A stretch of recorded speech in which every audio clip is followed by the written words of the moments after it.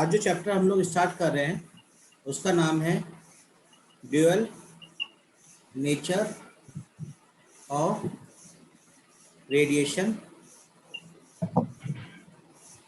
And matter.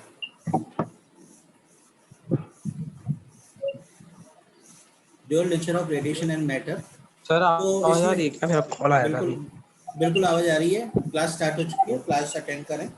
तो सबसे पहले हमारी जो यहाँ पे जो डेफिनेशन है वो है वर्क फंक्शन की। तो जो वर्क फंक्शन की जो डेफिनेशन है वो कहती है the minimum amount of energy required, अपने अपने थोड़े माइक थोड़े बंद कर लो, required by electron to just escape from metal surface is called work function. तो देखिए, आप जानते हो कि मेटल्स में जो कंडक्टर यानी कि फ्री इलेक्ट्रॉन्स आपके अवेलेबल होते हैं। अब अगर हम उसको उस मेटल सरफेस से बाहर निकालना चाहते हैं, इसमें फ्री इलेक्ट्रॉन्स अवेलेबल हैं मगर वो इसी में रैंडमली मूव कर रहे हैं जिसकी वजह से उसकी कंडक्टिविटी है। मगर अब इस फ्री इलेक्ट्रॉन को अगर हम इस सरफेस से बाहर निकालना चाहते हैं तो इसके लिए आपको एक minimum amount of energy requirement होगी। वो जो minimum amount of energy requirement है उसको हम लोग कहते हैं वर्क फंक्शन। अच्छा, जो ये जो वर्क फंक्शन है ये किसके ऊपर डिपेंड करता है? इट डिपेंड्स ऑन, सबसे पहले आपका नेचर ऑफ मटेरियल के ऊपर,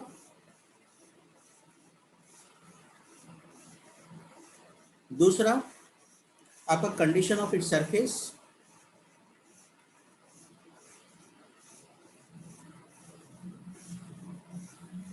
तीसरा कुछ नहीं है, नॉर्मली है। तो मेन तो ये दो चीज़ों पर डिपेंड करता है, एक तो नेचर ऑफ मटेरियल के ऊपर, दूसरा कंडीशन ऑफ इट्स सरफेस के ऊपर डिपेंड करता है। अगर इसको जो रिप्रेजेंट करते हैं, it is represented by W not, या कहीं कहीं पे हम इसको फाइव नॉट से भी रिप्रेजेंट करते हैं। और जो इसकी यूनिट होती है, its unit is electron volt, जिसको शॉर्ट नोटेशन में हम लोग स्मॉल ई और कैपिटल वी से रिप्रेजेंट किया जाता है। अब ये इलेक्ट्रॉन वोल्ट होता क्या है? इलेक्ट्रॉन वोल्ट को मैं डिफाइन कर रहा हूं। आयुष अपना माइक बंद करिए। 1 electron volt is kinetic energy gained by an electron when it is accelerated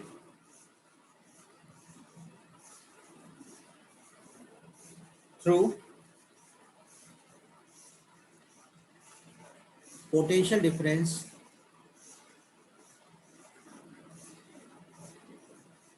of 1 volt. तो जब एक इलेक्ट्रॉन 1 वोल्ट के एक्सीलरेशन से एक्सीलरेट करता है तो वो होता है आपका 1 इलेक्ट्रॉन वोल्ट। एक बार फिर डेफिनेशन देखिए, 1 electron volt is the kinetic energy gained by electron when it is accelerated through potential difference of 1 volt. तो यानी कि इसको अगर हम कहें तो हम कहेंगे कि जो एनर्जी गेन है, energy gain by electron equal to work done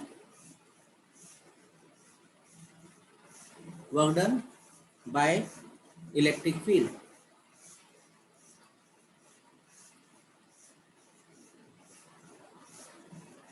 work done by the electric field. तो 1 इलेक्ट्रॉन वोल्ट इक्वल टू हो गया 1.602 into 10⁻⁹ coulomb into 1 volt.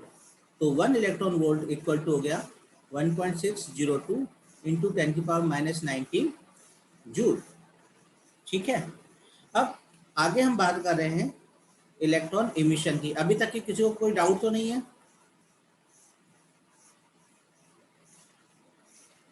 Hello, electron emission. No sir. ठीक है। Electron emission, the phenomena the phenomenon of emission of electrons from metal surface is called electron emission। तो जैसा कि definition में यहाँ पे कह रहा है, the phenomenon of emission of electron from metal surface is known as electron emission. यानी कि मेटल सरफेस से इलेक्ट्रॉन्स के इमिट होने के फिनोमिना को हम लोग इलेक्ट्रॉन इमिशन कहते हैं। अब ये इलेक्ट्रॉन इमिशन है, ये 4 तरीके से होते हैं। पहला होता है थर्मो आयोनिक इमिशन। ये थर्मो आयोनिक इमिशन किस तरह से होता है? जब हम किसी मेटल को हीट करते हैं तो उसके सरफेस से free electron sufficient amount of thermal energy get करते हैं, जिसकी वजह से वो इमिट हो जाते हैं। दूसरा होता है आपका फील्ड इमिशन।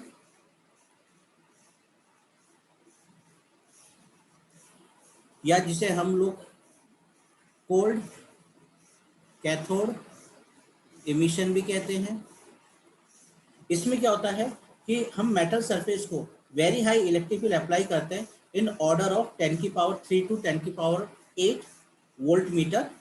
तो इलेक्ट्रॉन्स वहाँ से इमिट हो जाते हैं, उसको हम लोग कहते हैं फील्ड इमिशन और कोल्ड कैथोड इमिशन। तीसरा है आपका फोटो इलेक्ट्रिक इमिशन।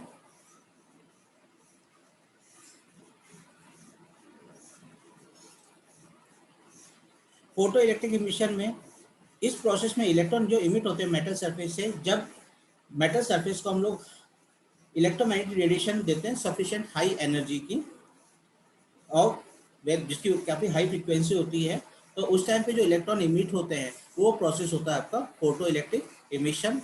और जो चौथा होता है वो होता है सेकेंडरी इमिशन। सेकेंडरी इमिशन कब होता है? जब कोई fast moving electron metal surface को स्ट्राइक करेगा तो सम ऑफ एनर्जी रिलीज होगी जो फ्री इलेक्ट्रॉन्स को उसमें से फ्री करेगी, सरफेस के अंदर से फ्री करेगी।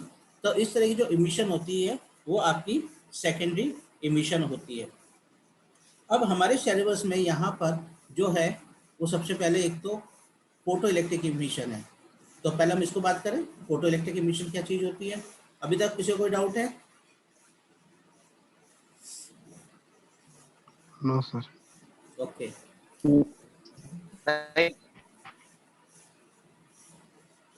Okay, field emission. अभी आदि ने पूछा कि फील्ड इमिशन क्या चीज़ होता है, मैं वापस ये चीज़ समझाता हूँ। भाई फील्ड इमिशन आपका कुछ नहीं है। जब आपके पास जैसे फील्ड इमिशन है, फील्ड इमिशन के केस में क्या होता है, मेटल सरफेस को हम एक हाई इलेक्ट्रिक फील्ड अप्लाई करते हैं। हाई इलेक्ट्रिक फील्ड अप्लाई करने की वजह से जो आपके, और ये जो हाई इलेक्ट्रिक फील्ड है ये 10⁻³ वोल्ट से लेके 10⁸ वोल्ट तक हो सकता है, वोल्ट पर मीटर होता है। तो ये आपके इलेक्ट्रॉन्स को इमिट करेगा। इस प्रोसेस को हम लोग कहते हैं फील्ड इमिशन या cold cathode emission.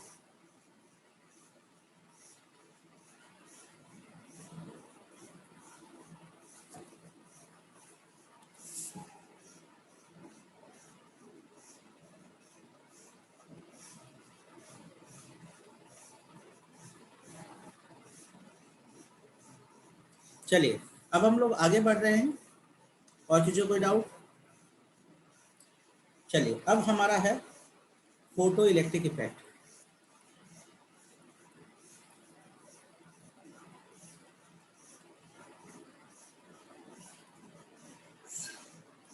Photo electric effect, तो फोटो इलेक्ट्रिक इफेक्ट जैसे डेफिनेशन है मैंने आपको भी थोड़ी देर पहले भी समझाया था, when light of suitable frequency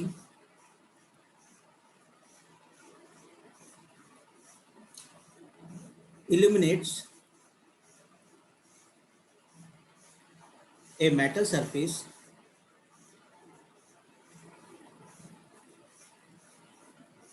electrons are emitted from metal surface.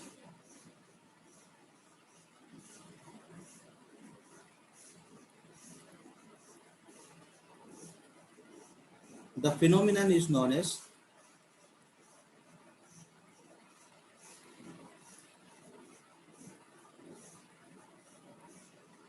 photoelectric effect.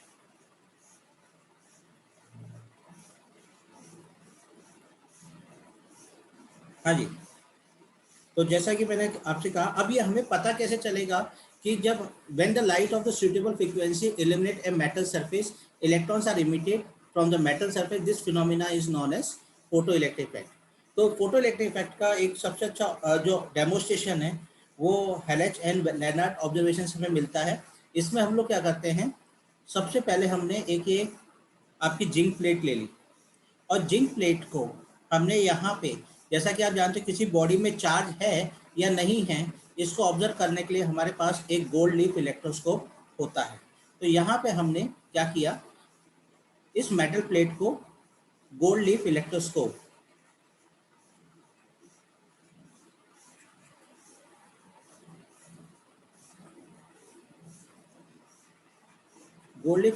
के साथ अटैच कर दिया। अब क्या हुआ, इस मेटल प्लेट को हमने अल्ट्रावायलेट रेस दी। इस अल्ट्रावायलेट रेस देने की वजह से क्या हुआ, इसमें से फोटोन इलेक्ट्रॉन्स इमिट हुए।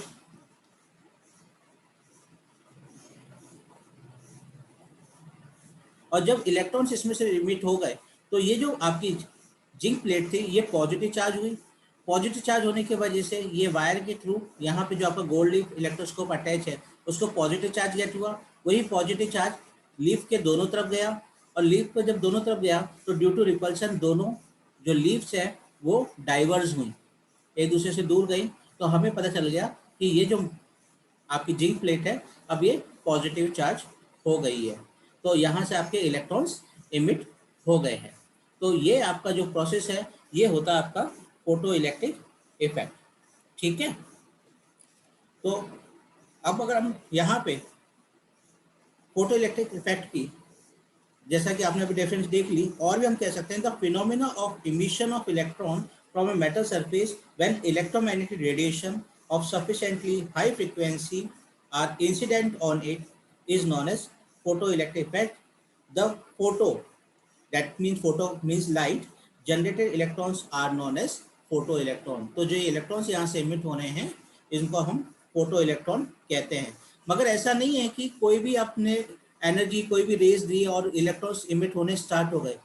इलेक्ट्रॉन्स को इमिट होने के लिए certain minimum amount of frequency की रेज चाहिए, और वो जो मिनिमम जो फ्रीक्वेंसी जिसकी रेज चाहिए होती है उसे हम लोग, वो मिनिमम फ्रीक्वेंसी होती है थ्रेशोल्ड फ्रीक्वेंसी। अगर मान लीजिए आपकी जो रेज है जो आपने इंसिडेंट करी है इस जिंक प्लेट पे, अगर उनकी एनर्जी थ्रेशोल्ड फ्रीक्वेंसी से लेस है तो इलेक्ट्रॉन्स इमिट नहीं होंगे।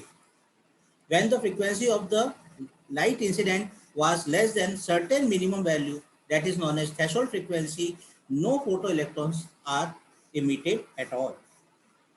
ठीक है, अब इसके बाद फोटो इलेक्ट्रिक नेक्स्ट क्लास में हम लोग इसके आगे बात करते हैं। Thank you.